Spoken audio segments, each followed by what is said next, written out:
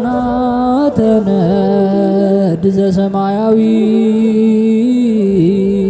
ማይፈድ በእንተ በግዑ እቀብዋ ነዛቲ ያዘድ።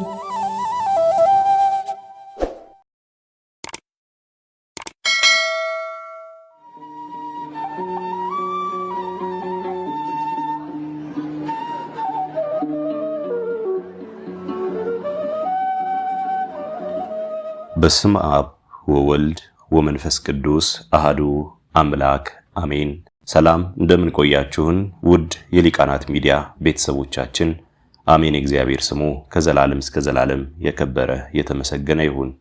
በዚህ ቪዲዮ ይዘንላችሁ የቀረብነው ታኅሳስ 9 የሚነበብ ስንክሳር ሲሆን ለዚህ ቁም ነገር አዘል ቻናል አዲስ የሆናችሁ እህት ወንድሞቻችንም ካላችሁ ይህንን ቁም ነገር አዘል ቻናል ሰብስክራይብ በማድረግ እንዲሁም የደወል ምልክቷን በማብራት ቤተሰብ እንድትሆኑ ከወዲሁ የአክብሮት ግብዣችንን አቀረብን።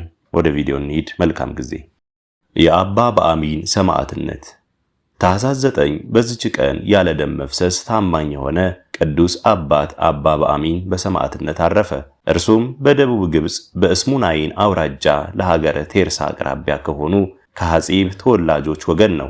ለአንድ ባለጸጋም በጅሮንድ ሆኖ ሳለ ስለ ንጽሕናውና ስለ ቅድስናው በሁሉ ዘንድ ተወዳጅ ሆነ። የባለጸጋው ሚስት አባ በአሚንን እጅግ የምትወደውና የምትተማመንበት ሆነች። እሱ ግን የዚህን ዓለም ፍጻሜ አሰበ። የባለጸጋውንም አገልግሎት ትቶ ወደ ገዳም ሂዶ መነኮሰ።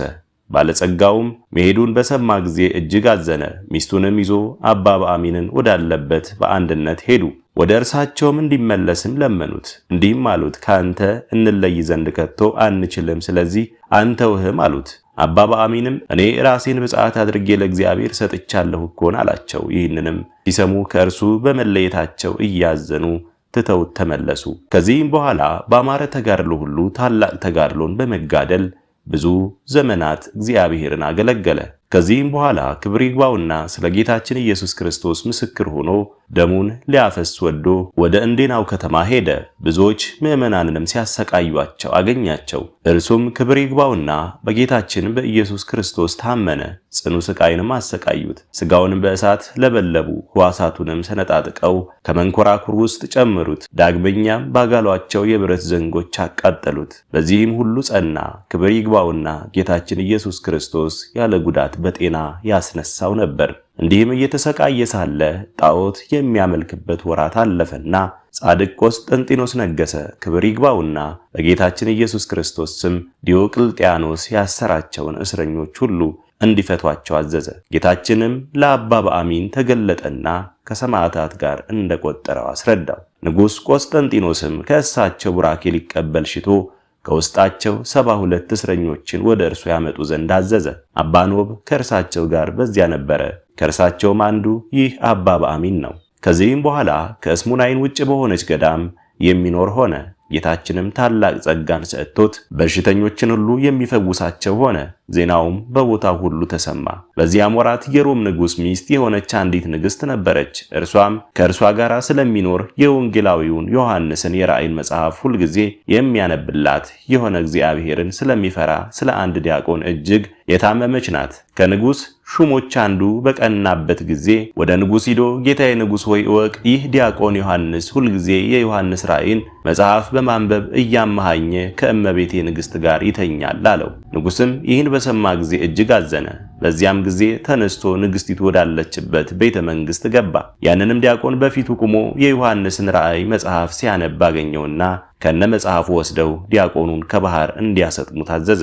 ሁለት ሰዎችም በታናሽ ጀልባ ጭነው ወስደው ከባህር መካከል ወረወሩት። ወዲያውኑ ብርሃንን የለበሰ ሰው ከሰማይ ወርዶ ያንን ዲያቆን ከመጽሐፉ ጋር ነጥቆ ወስዶ ከአንዲት ደሴት ላይ አኖረው። እነዚያ ሁለት ሰዎች ሲያዩት ነበር፣ እጅግም እያደነቁ ተመለሱ። ያዩትንም ለንጉሥ አልነገሩትም። ንግሥቲቱም በዲያቆኑ ላይ የተደረገውን ባየች ጊዜ እጅግ አዘነች። በእርሷም ደዌ ጸናባት፣ ሆዷም ቆስሎ 15 ዓመት ኖረች። ወደ እርሷም ብዙ ጥበበኞች ባለመድኃኒቶች መጥተው ነበር፣ ግን ሊፈውሷት አልቻሉ።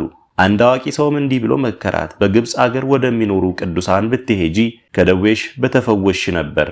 በዚያን ጊዜ ተነሳች፣ ከእርሷም ጋር ብዙ ሰራዊት አለ። ወደ ግብፅ አገርም ደርሳ ገዳማቱንና አብያተ ክርስቲያናቱንም ሁሉ ዞረች፣ ግን አልዳነችም። ወደ እንዴናው ከተማም በደረሰች ጊዜ ስለ መምጣቷ የአገሩ መኳንንት አደነቁ። እርሷም ችግሯን ሁሉ ነገረቻቸው። እነርሱም ወደ ቅዱስ አባ በአሚን እንድትሄድ መከሯት። በመርከብ ተሳፍራ ወዲያውኑ ቅዱስ አባ በአሚን ወዳለበት ገዳም ደረሰች። እነሆ ንግሥት ወደ አንተ መጥታለች፣ ከአንተም ልትባረክ ትሻለች ብለው ነገሩት። እርሱም ከምድር ንግሥት ጋር ምን አለኝ ብሎ መውጣትን እምቢ አለ። መነኮሳቱም ወደ እርሷ እንዲወጣ አጽንተው ለመኑትና ወጣ። ባየችውም ጊዜ ከእግሩ በታች ወድቃ ሰገደችለት። እርሱም በዘይት ላይ ጸልዮ ቀባት። በዚያም ጊዜ ዳነች። ቅዱስ አባ በአሚንም ንጉሥ ከባህር ባሰጠመው በዚያ በዲያቆን ምክንያት ይህ ሁሉ እንደደረሰብሽ እወቂ፣ እርሱ ግን በአንዲት ደሴት ውስጥ በሕይወት ይኖራል። የአቡ ቀለምሲስ ዮሐንስ የራእይ መጽሐፍም ከእርሱ ጋር አለ አላት። ንግሥቲቱም ሰምታ እጅግ አደነቀች፣ ደስ አላትም ስለዚያ ዲያቆን በሕይወት መኖር። እርሷም ፈውስ ስለማግኘቷ ለቅዱስ አባ በአሚን እጅ መንሻ ብዙ ገንዘብ አቀረበችለት። ከንዋየ ቅድሳት በቀር ምንም ገንዘብ አልተቀበለም። ከዚህም በኋላ እግዚአብሔርን እያመሰገነች ወደ ሮሜ ሀገር ተመለሰች። በእርሷ ላይ የሆነውን ሁሉ ወደ ባህር ስላሰጠሙት ስለዚያ ዲያቆንም እርሱ እስከዛሬ በአንዲት ደሴት ውስጥ በሕይወት እንዳለ ለንጉሥ ነገረችው። ንጉሥም ይህንን ነገር ሰምቶ እጅግ አደነቀ።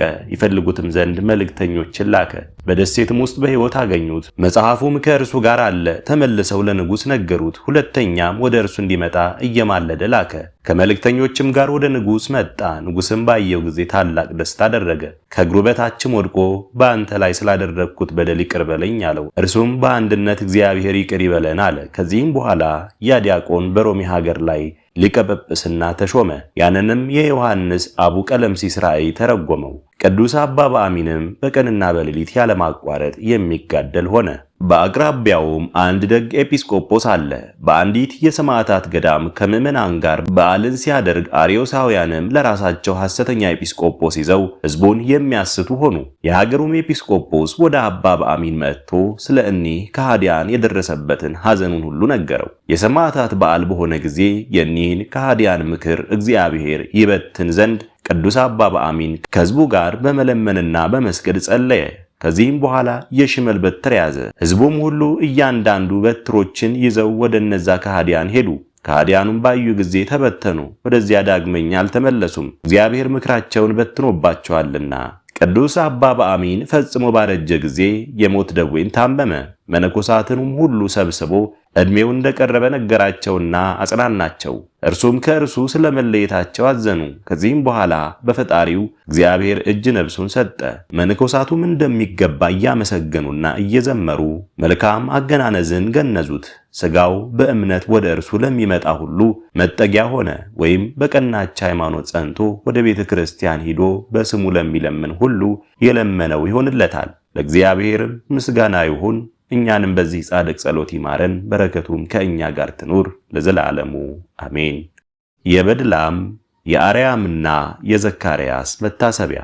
በዚችም ቀን የበድላም የአርያምና ዘካርያስ የዕረፍታቸው መታሰቢያ ነው። በረከታቸውም ከእኛ ጋር ትኑር ለዘላለሙ አሜን። አስጀምሮ ላስፈጸመን ለልዑል እግዚአብሔር ክብር ምስጋና ይሁን መቼም ለዘላለሙ አሜን። ውድ የሊቃናት ሚዲያ ቤተሰቦቻችን ለዛሬ የነበረን ቆይታ ይህን ይመስል ነበር። በቀጣይ በአዲስ ክፍል እስከምንገናኝ ድረስ እግዚአብሔር ቸር ያቆየን። መልካም ጊዜ